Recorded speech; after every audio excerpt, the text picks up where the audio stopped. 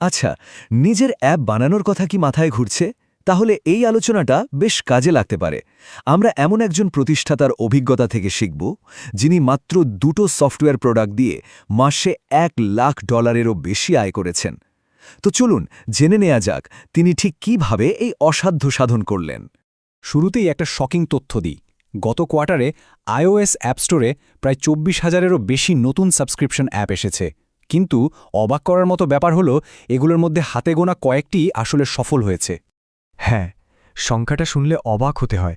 3%-রও কম, মানে মাত্র 700টা অ্যাপ $100 বেশি আয় করতে পেরেছে। ভাবা যায়? তাহলে আসল প্রশ্নটা হলো, এই যে অল্প কিছু অ্যাপ সফল হচ্ছে, তাদের মধ্যে এমন কি বিশেষত্ব আছে যা হাজার হাজার অ্যাপের মধ্যে নেই? চলুন এই কারণটাই খুঁজে বের করার চেষ্টা করা যাক। ব্যাপারটা কিন্তু বেশ অবাক করার মতো। আচ্ছা, তাহলে প্রথম ধাপ আমাদের বুঝতে হবে যে আসল সমস্যাটা ঠিক কোথায়। মানে বেশিরভাগ প্রতিষ্ঠাতা শুরু করার আগেই এমন একটা বাধার মুখে পড়েন যা তাদের আর এগোতেই দেয় না। চলুন দেখি সেই বাধাটা আসলে কি। দেখুন, অনেকেই একদম শুরুতেই এমন কিছু বানানোর কথা ভাবেন যা শুনতে খুব দারুণ, খুব জটিল। যেমন কৃষি খাতে সাপ্লাই চেনের জন্য একটা যুগান্তকারী মডেল। কিন্তু মজার ব্যাপার হলো, যেটা আসলে দরকার তা হলো একেবারে সাধারণ আর পরীক্ষা করার মতো একটা আইডিয়া। যেমন ধরুন, আগের চেয়ে ভালো একটা অ্যালার্ম অ্যাপ। আসলে সমস্যাটা কোথায় জানেন?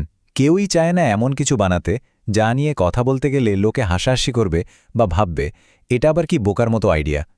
যেমন ধরুন, কেউ যদি বলে, আরে আমি তো একটা অ্যালার্ম অ্যাপ বানাচ্ছি, এটা বলতে কেমন যেন একটা সংকোচ কাজ করে, তাই না? আর এটাই কিন্তু আসল সমস্যাটা সামনে নিয়ে আসে। বাধাটা কিন্তু কোনো স্কিল বা আইডিয়ার অভাব নয়। আসল বাধাটা হলো একটা মানসিক ভয়। লোকে কি ভাববে, এই ভয়। তো এই যে সামাজিক বিচারের ভয়, এটা কাটানোর উপায় কি? চলুন এবার দ্বিতীয় ধাপে যাই। আর এখানেই আমরা দেখব কিভাবে একটা তথাকথিত ক্রেঞ্জ বা সহজ আইডিয়া বেছে নেওয়াই সাফল্যের দরজা খুলে দিতে পারে। দেখুন, একটা আইডিয়া কতটা যুগান্তকারী তার চেয়েও অনেক বেশি জরুরি হলো সেটাকে কত তাড়াতাড়ি বাস্তবে পরীক্ষা করা যায়। মানে এমন একটা আইডিয়া বাঁচতে হবে যার প্রথম ভার্সন, যেটাকে আমরা বলি MVP বা মিনিমাম ভায়াবল প্রোডাক্ট, সেটা যেন মাত্র 2 থেকে 4 সপ্তাহের মধ্যেই বানিয়ে ফেলা যায় এবং লঞ্চ করা যায়। লক্ষ্যটা কিন্তু শুরুতেই নিখুঁত একটা প্রোডাক্ট বানানো নয়।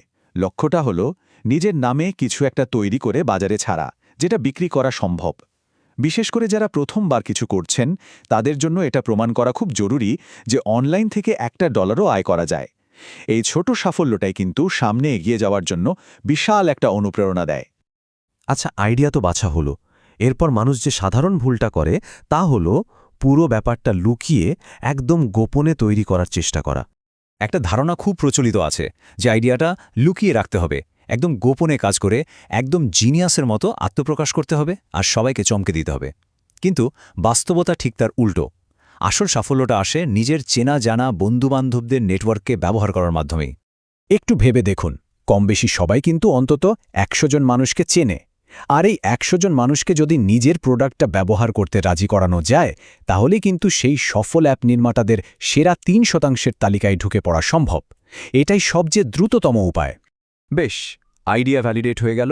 এবার পরের চ্যালেঞ্জটা কি? অর্গ্যানিক মার্কেটিং, মানে টাকা খরচ না করে মানুষের কাছে পৌঁছানো। আর এর জন্য সবচেয়ে শক্তিশালী অস্ত্রটা হলো একটা ভালো গল্প। এর একটা অসাধারণ কেস স্টাডি আছে, চলুন সেটা দেখা যাক। কিভাবে একটা বাস্তব জীবনের ঘটনাকে মার্কেটিংয়ের জন্য একটা দারুণ শক্তিশালী ইঞ্জিনে পরিণত করা হয়েছিল। ঘটনাটা কিন্তু বেশ মজার। প্রথমে একটা অ্যাপ বানানো হলো যেটা দিয়ে ইন্টারভিউতে একরকম নকল করা যায়। তারপর সেই অ্যাপ ব্যবহার করে অ্যামাজনের একটা ইন্টারভিউতে সফল হওয়ার গল্প অনলাইনে পোস্ট করা হলো।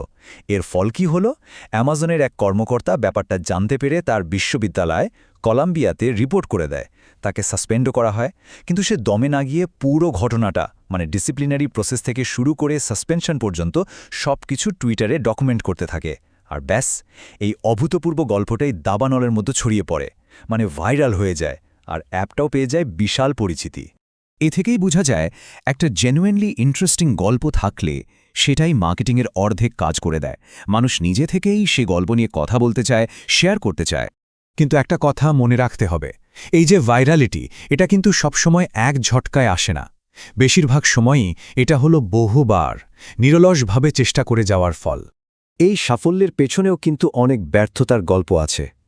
লিঙ্কডইনে অর্গানিক পোস্ট করা থেকে শুরু করে, যেটা পরে ব্যান হয়ে গিয়েছিল, ইনস্টাগ্রামে ইন্টার্নদের দিয়ে কন্টেন্ট বানানো, স্টুডেন্টদের কাছে কোল্ড ইমেল পাঠানো, ভার্সিটির ক্লাবগুলোর সাথে অ্যাফিলিয়েট মার্কেটিং, এমনকি $3000 খরচ করে ইনফ্লুয়েন্সার মার্কেটিং ভিডিও, কিছুই বাদ দেওয়া হয়নি, কিন্তু কোনোটাতেই তেমন কাজ হচ্ছিল না।